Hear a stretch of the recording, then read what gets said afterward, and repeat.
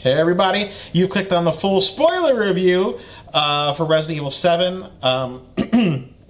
Well, if you're looking for the quickie review without spoilers, you clicked on this by accident, please click here, here, here, or there, and you'll go to the quickie review.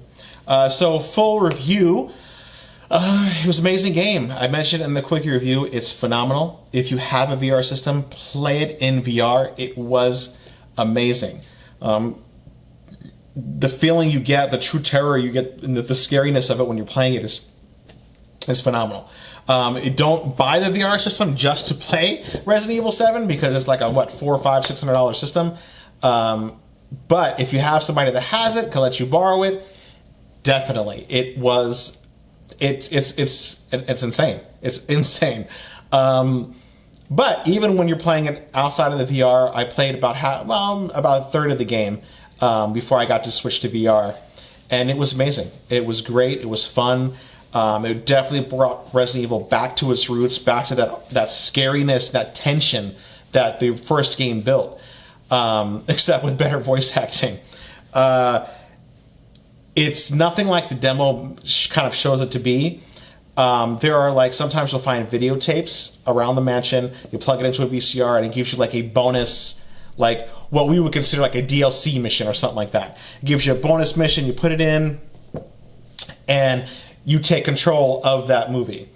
And what's kind of cool though is there's certain videos where you can interact with something in the house in the video, because each video is of something of the past, obviously. But you can interact with something in the house sometimes, and then when you stop the video and go over to that area you interacted with, it'll be changed. So if a drawer is locked when you first see it and you put a tape in, you go by that same drawer and unlock it.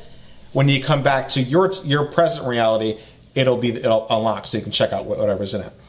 But again, yeah, fantastic game. I thought the story was very mysterious up until the end. They kind of tell you what's happening, but as Capcom does, as they wrap everything up at the end of the game, boom, they give you this huge question.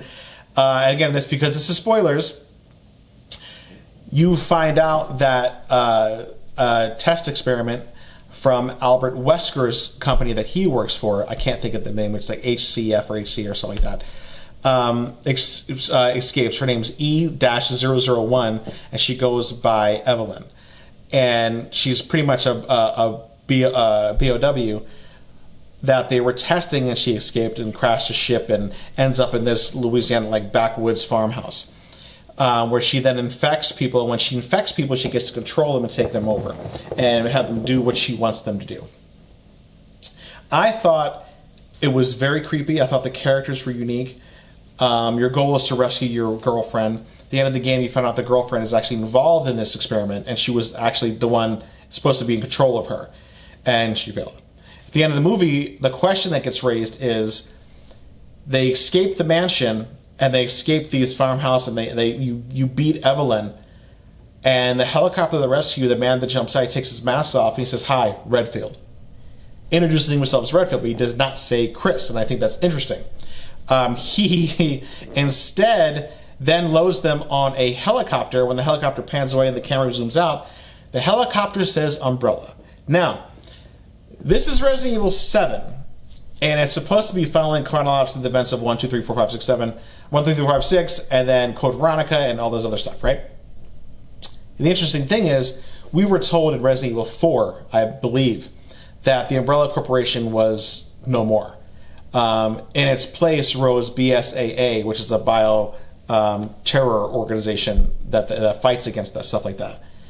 And so it's interesting to see 3 games away, Umbrella on a chopper, let alone Chris Redfield being in the Umbrella chopper. My first thought was maybe it's called Resident Evil 7, but maybe it's like a reboot of sorts. But that can't be, because when you're playing the game, there are points where newspapers or things like that will reference the raccoon incident, which is Raccoon City of Resident Evil 1 and 2 and 3. So I don't know. That's still a mystery to me. I'm wondering where they're going. I'm probably leaning towards the popular opinion that this is an imposter working for Umbrella, or Chris is now undercover again for Umbrella, like he's playing along. one of those. I don't know. It's interesting to see the next game if they can keep this tension and the scariness up, because the thing I worry about, which is what happened again. Resident Evil 2 and 3 are great games, but they weren't as scary as Resident Evil 1, and subsequently Capcom kept going to more of an action route because of this. I don't know how scary it can be without being in these Sloan farmhouse mansion, these isolated areas where there's no help. Another game, okay, but when they keep making games like that, it'll be the reverse. Oh, where is all the action? The games are all the same, and I can see people, complaining ahead of time of that. But I don't know. I thought it was a great game. Definitely worth a buy. Definitely worth checking out. I thought it was phenomenal, and it's just an amazing game. So yeah, if you have anything that you want to say, please mention in the comments below. As always, like and subscribe. This was TokenPants channel review of Resident Evil 7. Okay, bye.